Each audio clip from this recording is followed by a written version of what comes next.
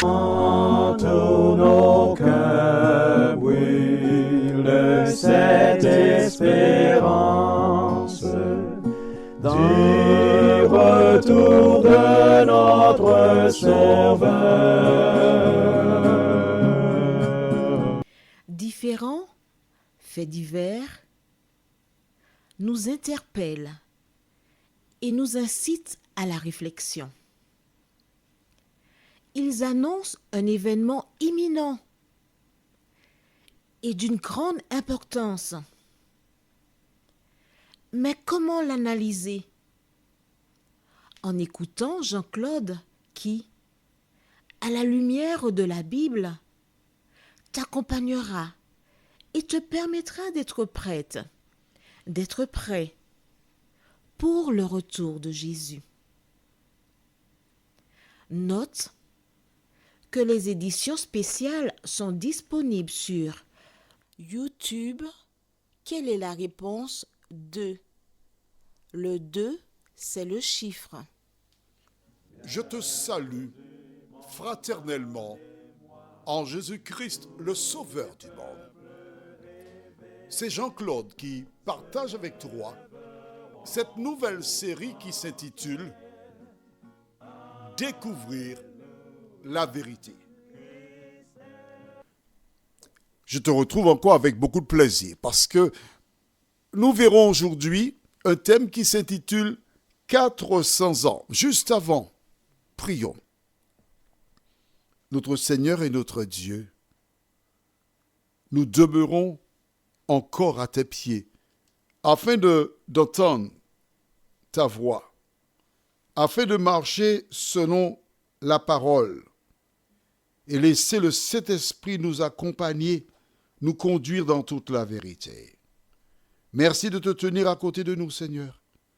Merci de nous vivifier, nous t'en prions, au nom de Jésus et pour ta gloire éternelle. Amen. Beaucoup de personnes doutent, se posent des questions sur l'existence de Dieu et tout ce qu'il y a autour. En revanche, la parole de Dieu est claire et dirige celle ou celui qui veut connaître la vérité. Dieu s'est adressé à Abraham, ils ont échangé. Abraham a douté. Mais l'Éternel, que fait-il? Et je voudrais que tu suives la réaction de Dieu par rapport aux propos d'Abraham. Alors, je lis au verset que nous avons vu, verset 8. Abraham répondit, « Seigneur éternel, à quoi connaîtrai-je que je le posséderai ?» Et l'Éternel lui dit, « Prends une génisse de 3 ans, une chèvre de 3 ans, un bélier de 3 ans, donc 3 types d'animaux de 3 ans. D'accord? Et le reste, il parle d'une tourterelle et une jeune colombe. Mais 3 fois 3. D'accord. Cet épisode achevé, voici Dieu qui continue. Et je lis au verset 13 à 16. Et l'Éternel dit à Abraham, « Sache que tes descendants seront étrangers dans un pays qui ne sera point à eux. Ils y seront asservis et on les opprimera pendant 400 ans. Mais je jugerai la nation à laquelle ils seront asservis et ils sortiront ensuite avec de grandes richesses. Toi, tu iras en paix vers tes pères. Tu seras enterré après une heureuse vieillesse.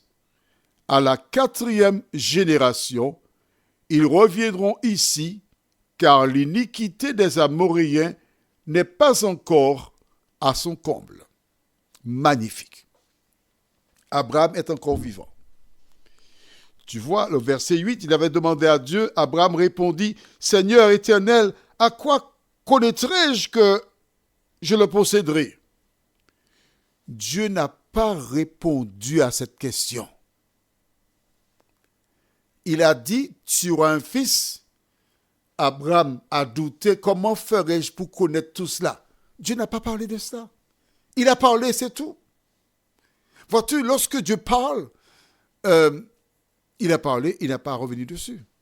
J'ai 3 dames. Ce ne sont pas des filles parce que ce sont des dames, elles sont mariées. Mais quand elles étaient petites et qu'elles me posaient une question, je donnais une réponse et je ne revenais pas sur la réponse. Pourquoi? Parce que j'ai vu ça dans la Bible. Voilà comment Dieu agissait avec Abraham. Et en procédant ainsi, je leur donnais déjà l'information qu'il n'y a aucune possibilité pour négocier. La réponse est la réponse. Dieu n'a pas répondu à Abraham. Mais il lui dit autre chose. Sache que tes descendants seront asservis dans une nation, ils y seront pendant 400 ans. Tu as vu avec moi? Au verset 13, je relis pour toi, d'accord. Et l'Éternel dit à Abraham, sache que tes descendants seront étrangers dans un pays qui ne sera point à eux, ils y seront asservis et on les opprimera pendant 400 ans. Une prophétie. Note bien qu'Abraham n'a même pas encore d'enfant.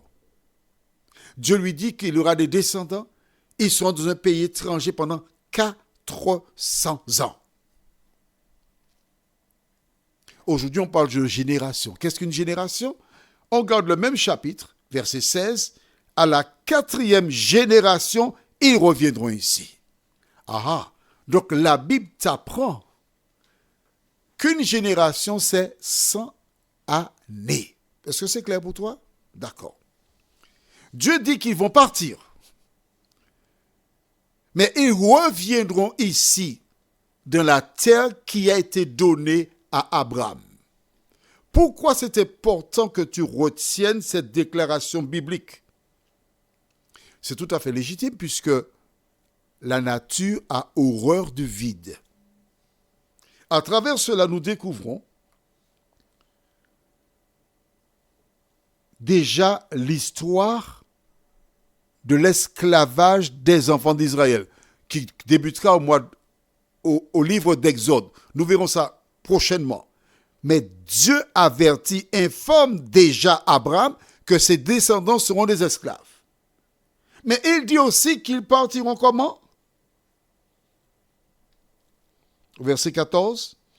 Mais je jugerai la nation à laquelle ils seront asservis et ils sortiront ensuite avec de grandes richesses. Pourquoi je m'arrête sur ce verset avec toi? J'ai eu l'occasion lors d'études de la Bible avec des personnes qui ne comprenaient pas pourquoi Dieu a dévalisé les Égyptiens pour partir avec des richesses. J'écoute attentivement ces personnes. Et si toi aussi tu as cette question, je te réponds. La Bible déclare qu'ils ont été asservis, donc des esclaves. Des gens qui sont arrivés libres en Égypte, nous aurons l'occasion de le voir.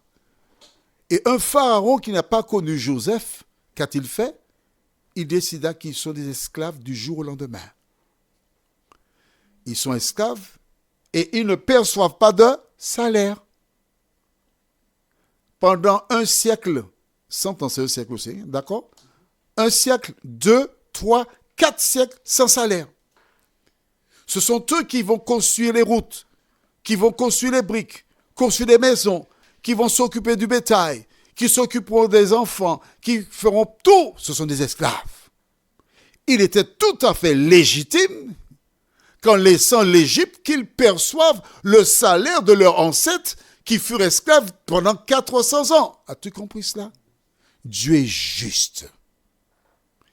Et Dieu dit à Abraham, ils reviendront ici, parce que cette terre leur appartient. Quand ils partiront vers l'Égypte, que se passe-t-il? Rappelle-toi, c'est un pays où coule le lait et le miel, pour reprendre une expression biblique. N'étant plus sur place, il se trouve donc des nomades qui passent, ils regardent, oh là là, c'est un beau pays. Rappelle-toi, quand Moïse enverra, nous aurons l'occasion de le voir, des espions, que se passe-t-il? La Bible déclare qu'il a fallu que 2 hommes apportent une grappe de raisin. Ce que tu tiens avec ton petit doigt, 2 hommes portèrent une grappe de raisin. Donc tu imagines que si les raisins étaient si gros, à quoi ressemblaient les mangues, les cocos, etc. Donc des personnes qui étaient en quête d'un beau pays, tandis que les enfants d'Israël étaient descendus en Égypte et où ils passeront 400 ans, ces gens se sont appropriés du territoire des enfants d'Israël. Voilà pourquoi, à leur retour, ils ont dû combattre pour récupérer le terrain de leur ancêtre Abraham. As-tu compris cela?